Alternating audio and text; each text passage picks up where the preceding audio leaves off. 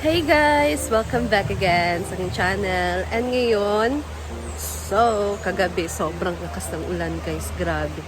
Takot talaga ako kagabi. Kasi malapit din kasi kami sa ilog. And buti na lang ngayon, hindi naman mataas yung tubig. So, okay lang siya kasi nakakadaan naman kami dito sa tulay. Akala ko hindi ako makadaan kasi sobrang lakas talaga ng ulan kagabi.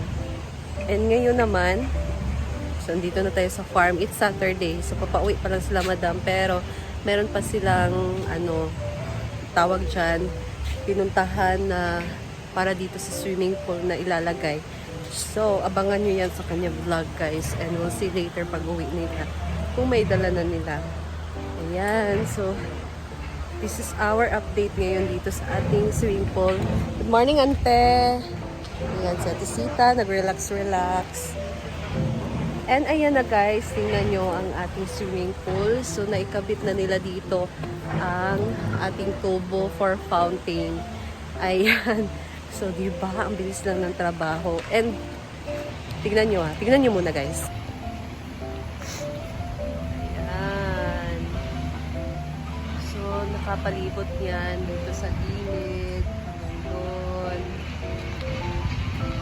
So, maraming nagsasabi na hindi pa pala tapos daw itong swimming pool. Tapos, bakit daw nag-blessing na, pag trabaho, bakit nag-blessing pa daw? Bakit? Hindi ba pwedeng mag-blessing kahit hindi pa tapos? So, it's choice na yan sa may-ari kung anong gusto niya, di ba? I mean, wala na kayo magagawa dyan. At least, na-blessing na siya. And ito lang din naman yung kulang. Yung finishing touch na lang talaga. Ito yung fountain na ilalagay. Tapos, yan nga, si Madam pumunta ngayon sa city. Kakauwi pa lang nila. So, hindi mo na sila umuwi dito kasi meron sila pinuntahan na shop para sa mga products sa swimming pool or mga gamit sa swimming pool, guys. Mga kailangan.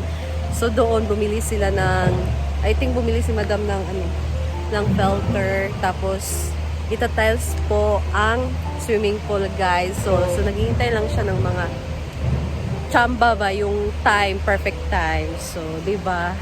And mata-tiles na din siya, guys. So pumili sila ngayon ng mga tiles na ilalagay dito sa swimming pool. Tapos I think bumili din siya ng filter para dito.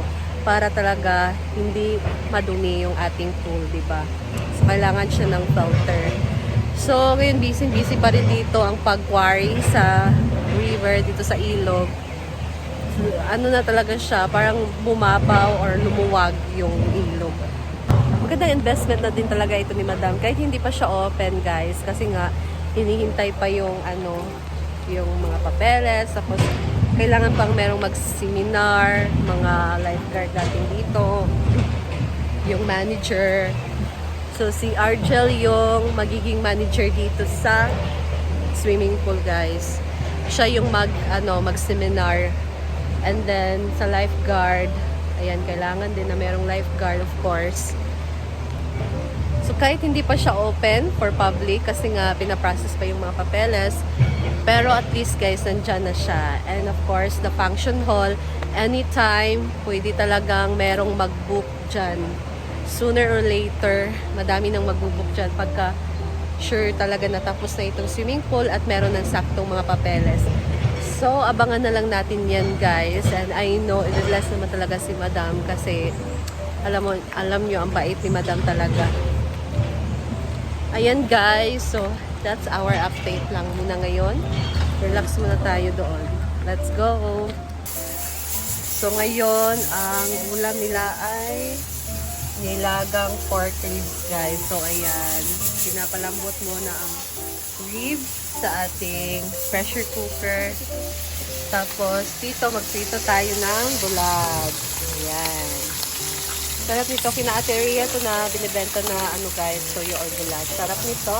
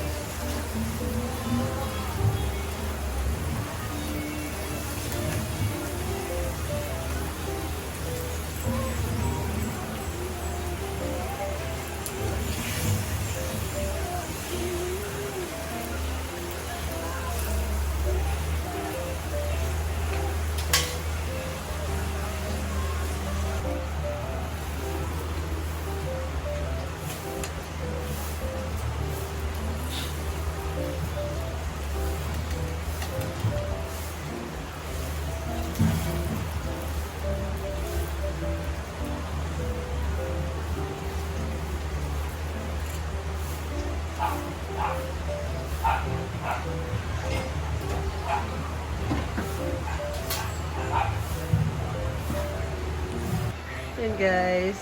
Tsaga ya habang pangyawat din tayo ba? Dapat required 100 ka buo. Uy, dag ko kay kapit si Batas. Nilagang pork ribs. Yan guys. Luto na ang ating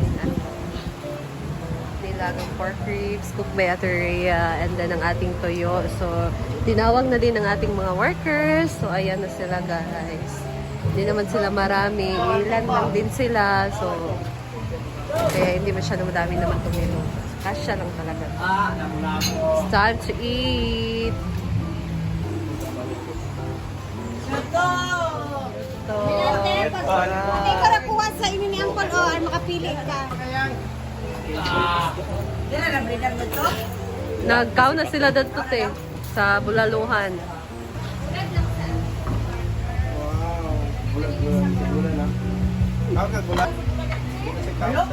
Without yung face. Kapugat mo gula god. Nila?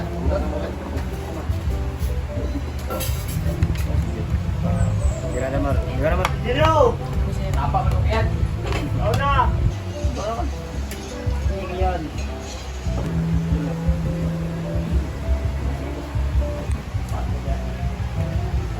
Okay, ito na pa ng paninsa. Ano na sa ngatasan? Yatos ba?